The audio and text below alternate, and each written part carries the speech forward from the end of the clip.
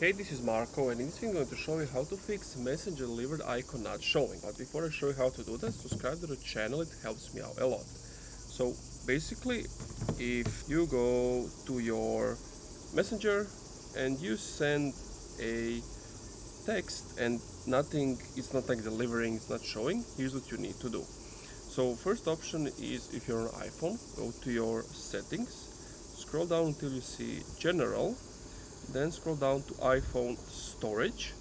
Then you need to wait for it to load up, and basically from this list you need to find Messenger.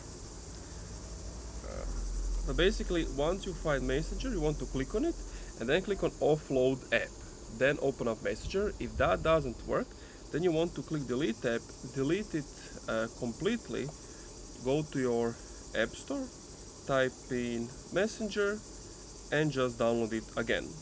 Or another solution is, before you delete the app, just come here to the App Store and update it if needed. Steps on Android are kind of the same. You want to go to the Google Play Store on the top right, like click on your icon, then manage your apps, and basically from there you want to find Messenger, delete it and reinstall it again. And that's it.